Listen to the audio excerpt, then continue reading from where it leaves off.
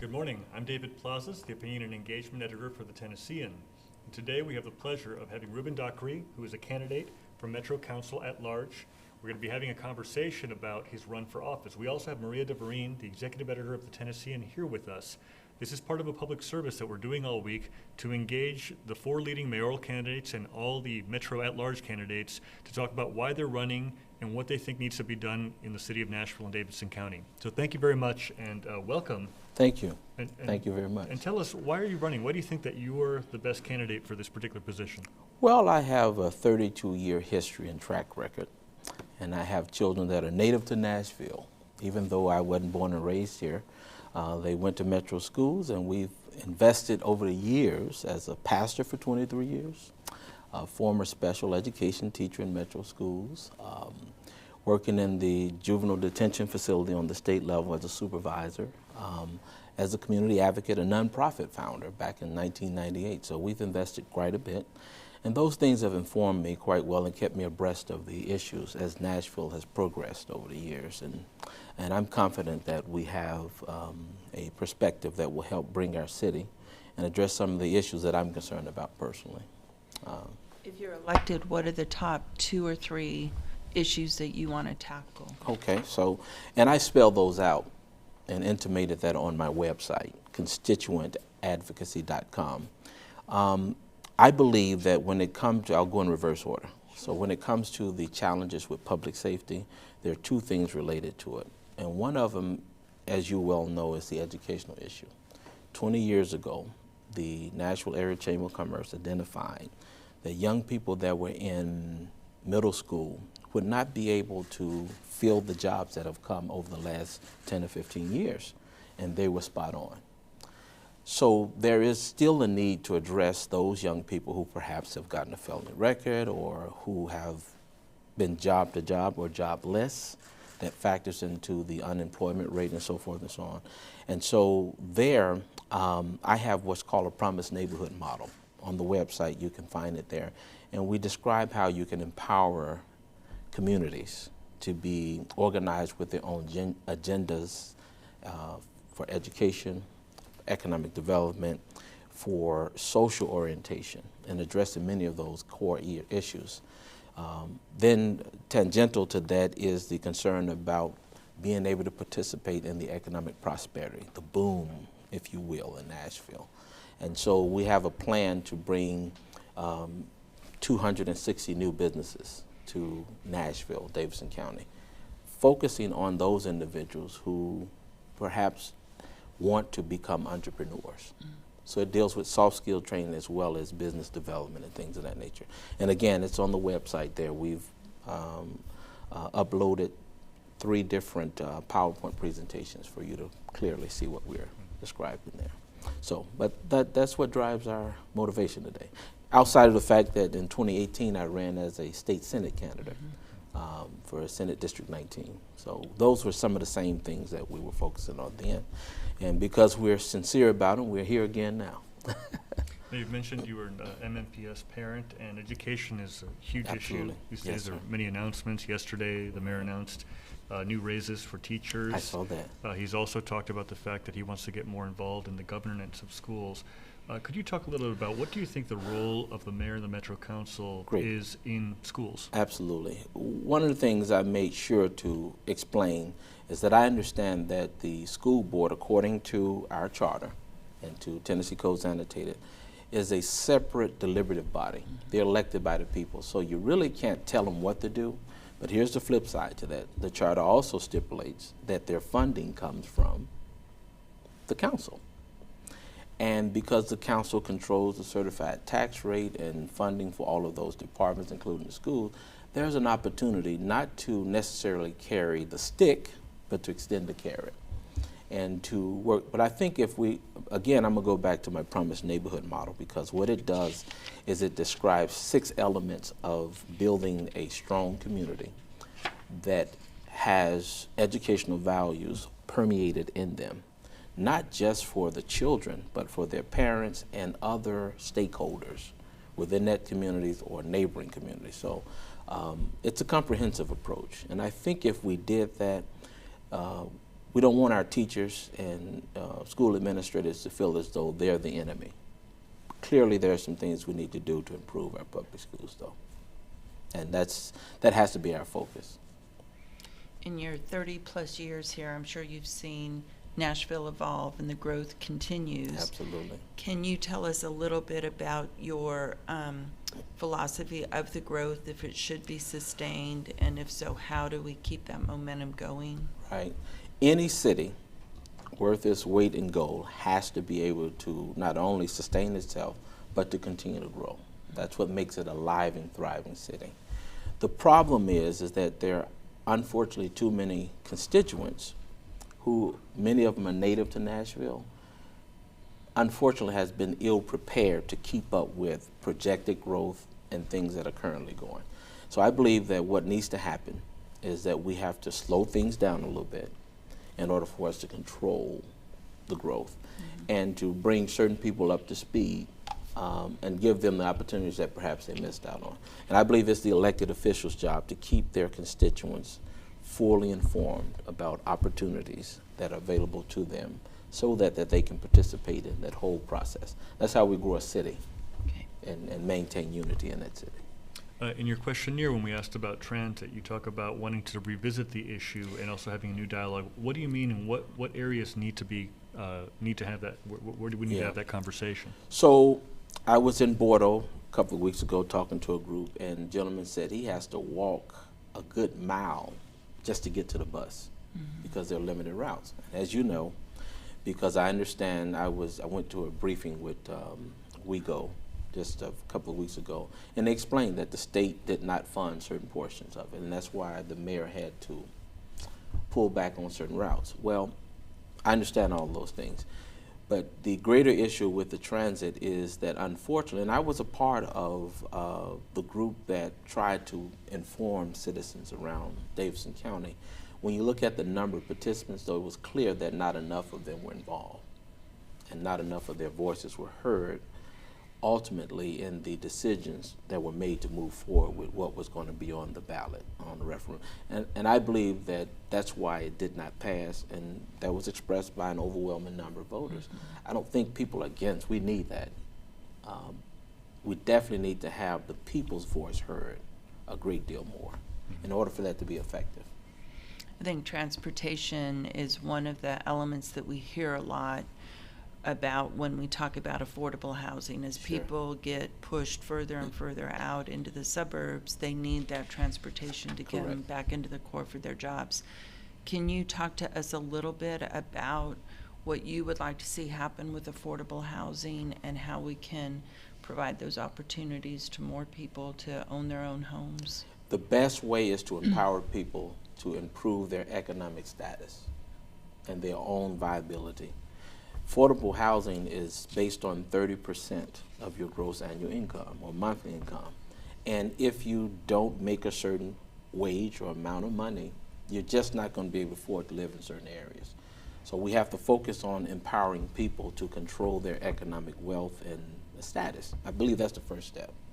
Outside of that, it is important that the city recognize that the unintended consequence of gentrification in Davidson County has pushed a lot of people out. And in fact, it's a strain, in my view, on many of the other suburban areas because they're trying to manage that as well. So we have to balance those two things. That's why I say believe it's very important that the council take a very careful look at slowing some of this down and looking at the intended and unintended consequences of things like Nashville Next, because they factor into a lot of the new plans and growth in different areas and individuals not being able to afford there. Ironically, the monies that are being used, many of the federal dollars were intended to help develop those areas and bring them up. I don't think the intent was to run the people out, but there are some other factors that we need to look at. So, you mentioned also that what voters are seeking from you is responsible and responsive representation. Absolutely. What's missing right now on Metro Council and the mayor's office? Unfortunately, and I think that our last council and mayor's office had great intentions, but unfortunately I'm not so sure that they've given a close enough attention or keen enough ear to the real interests of the constituents.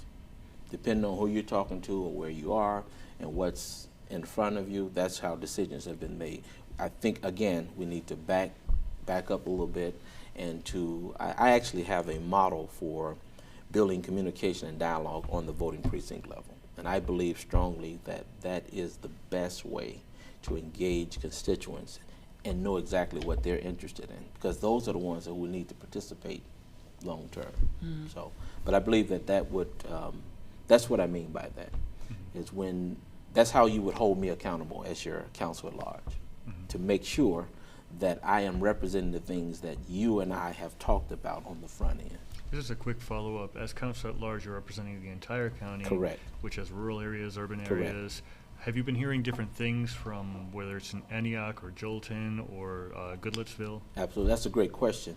The interests in Antioch or Goodlettsville are different than Jolton. In fact, in 2013, when they pushed the Nashville Next plan, they invited everybody to come out and hear it and participate. Largely in District 1 in Jolton, Whites Creek, and Scottsboro, they were very concerned about maintaining the rural integrity in those areas. So growth for them and growth for Donaldson or Hermitage is very different than the growth in the inner core of Nashville, Davidson County. The definition of urban in Nashville has changed significantly in the last 20 years or so. Those are the type of conversations we need to honestly have as elected officials. And as we begin to implement new policies and allocate resources, we need to keep that in mind. Very important. You mentioned that you've spent a lot of time out in the neighborhoods Yes, and ma'am. working hard talking to voters. What are the top couple of items they've told you they want addressed in the city? That's interesting you say that, because those in the inner core want to make sure that they're not left behind, that they have a fair shot at participating in Nashville's growth. I think they want to see that too. They enjoy the Titans, they enjoy the Predators, they enjoy some of the other things that have been brought, but they don't want to be left behind. But then in your more suburban areas where people have been well settled for years, what they don't want is the encroachment of development that is not friendly to their existence and their comfort level. Those are the type of conversations that I'm hearing. One of the things that we have talked about a lot is debt service as well. During this time, the city is spending a lot of its new revenue on paying off its debt. And even with the teachers' raises, essentially it's an extension of the debt to get to that level. How would you start that conversation to address the issues of debt and liabilities? Not having seen specifically all of those in details, I do believe we got to pay our debt. We have to do that. But it's important, again, that we slow down on projected spending. Pay off your debt first before you start making new bills, and prioritize what's most important to be paid on the front end. It's important that our public service workers be well taken care of so they don't have to worry about that when they're serving constituents of Nashville. I believe that's the first and foremost important thing. The next council will likely have to revisit that conversation about raising the certified tax rate in order to properly pay for our bills and so forth.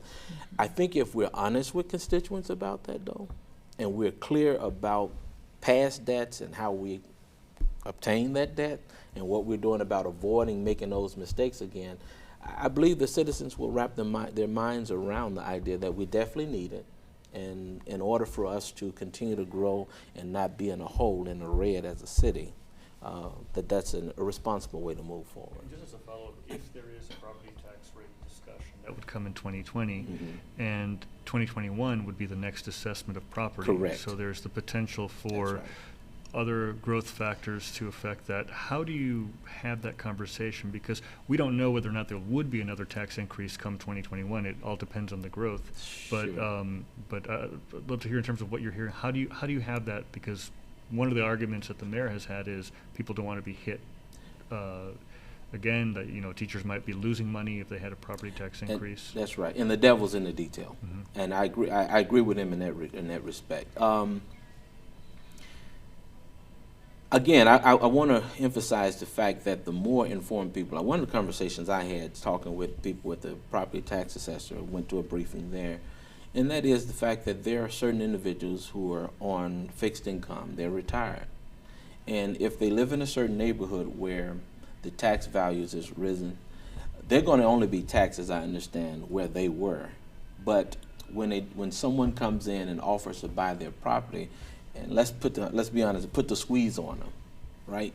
What they don't understand is that they may be able to go and get some of the same funds that the developers use to build their property up, meet it to certain specs and so forth, and stay there. Mm-hmm. If their council people or council at large people, elected officials, are not informing them of that, it's easier for them to be manipulated and taken advantage of. Mm-hmm. Those are some of the real conversations. I'm confident that if we have, people will buy into the overall vision of the council, and we'll have their support. Mm-hmm. We've done a lot of coverage about economic development. Yes, ma'am. And sometimes in order to get companies to stay here or to move in, the city has offered incentives. Can you talk to us about your viewpoint of giving companies incentives to relocate or to stay Sure. here? Tax increment financing is the way of the world. No way around it. However, having said that, it's important that you do not put the interests of new developers who we want to come above the quality of life for your constituents. Okay, so that's very important. And the power of the vote and being informed as a constituent helps you to determine who's going to best look out for your interests first. And I don't believe anyone is opposed to development as long as it's not aggressive development that, again, unreasonably displace people. And so that would be my approach to addressing that. We definitely need it. And in fact, I think more native Nashvilleans need to be able to participate in a greater sense in the development and business development, entrepreneurship, and things of that nature. I believe that if with those 260 jobs, for every new business that starts, and I've listed on the website 25 different areas that prospectively you can start a new business for a certain cost amount, that for every new business you provide 10 jobs, and you help bring everybody up in the rising tide. Nobody drowns. It's interesting you mentioned businesses because they are also starting to feel the pinch of the growth. There have been several conversations Absolutely. about gentrification of businesses and rising rents. What are some ways that we might be able to address that, or at least that the city might be able to lead in this conversation? I don't know I have the silver bullet, but I am very much eager to have serious conversations with other council people about how we best look at everybody. And I think it's important to bring the business community in and have them talk to us about how we can balance those things. But there, like I say, there are some unintended consequences of the gentrification of business development, and we just got to slow things down a little bit, and so that we don't want to throw the baby out with the bathwater. Now the bathwater's got to go, but we don't get rid of the baby. Let's keep the baby. We talked a little bit about bus routes and transportation. Another alternative mode of transportation that has hit Nashville, it's the scooters. Sure. And there's a vote tonight at the council. Can you tell us what your viewpoint is on the scooters? They look like a lot of fun. Look like a whole lot of fun. But honestly, we have to think about public safety first. Let's face it, when people go out to have fun, oftentimes the best of us kind of lose our head in the la-la land of fun. And the most innocent intentions can be the most dangerous things if you're not careful. And so we definitely need to keep safety first relative to that policy. I'm not certain if you just want to totally get rid of it, but first, most importantly, it's important to keep, if the only way we can keep everybody safe, those who ride scooters and those who live here, who drive back and forth, is to get rid of them, then that's what we have to do. If there's a way we can allow them to be here reasonably and everything's safe, then fine. That's one man's opinion on it. Thank you for sharing it. Absolutely. You had listed as one of the places that you recommend visitors is the Carl Van Vechten Gallery there Absolutely. at Fisk Absolutely. University, and the Frisk. Tell us a little bit about your enjoyment of that art and. Well, and I'm a little biased here now, Mr. Plaza, because I'm a Fisk graduate. Mm-hmm. So, and I've had an opportunity to meet some of the students of Aaron Douglas from Fisk University. Many of them were professors on faculty there, and I've had an opportunity to see a lot of that art and really appreciate it. So, but the Frisk Center, my children, as they were growing up, those were our regular trips, and they had many great exhibits. Encouraged other people through my pastorship, encouraged church members. Those were field trips and things of that nature. So those are some of the, if I would encourage you. The Opryland Hotel, I would encourage people to go there and see it. In fact, on a personal note, my wife and I, when I was courting her, that's where I would take her to the garden. And don't tell anybody I said that. But yeah, so those are some of of course, Nashville, downtown is a great place to go. And I love the way the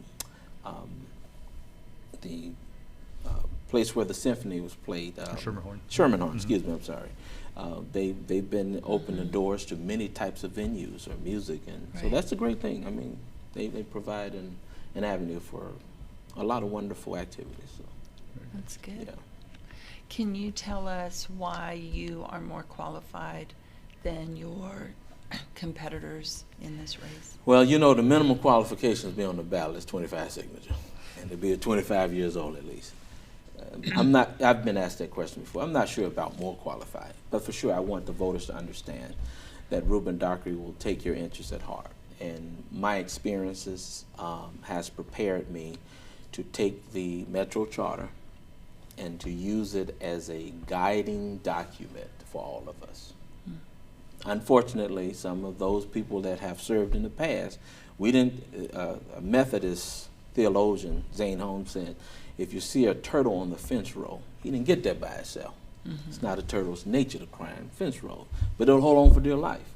And so I'm saying that to say that there are some issues that brought us to where we are right now. And I'm confident that I can guide us off that fence row. And all the turtle needs to realize is that you're made with a hard, round shell.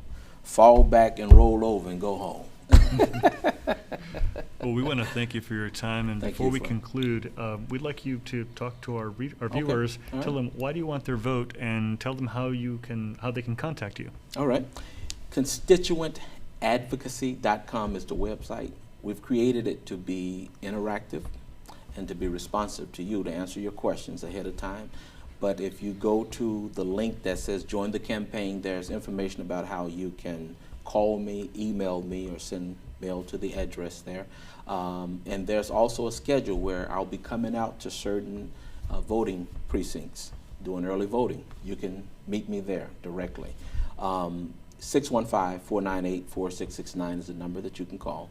I'd love to have you vote, not because I think I'm special or that I'm more qualified than anyone else, but you and I can do what it takes to move Nashville, Davidson County forward.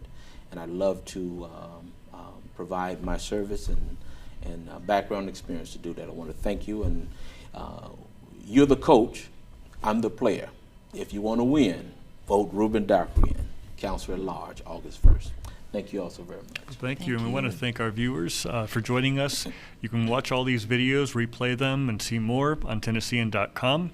Remember that today, July 2nd, is the deadline to register to vote. Early voting is on July 12th for a 2-week period, and your final chance is on August 1st. Don't miss it out. Your vote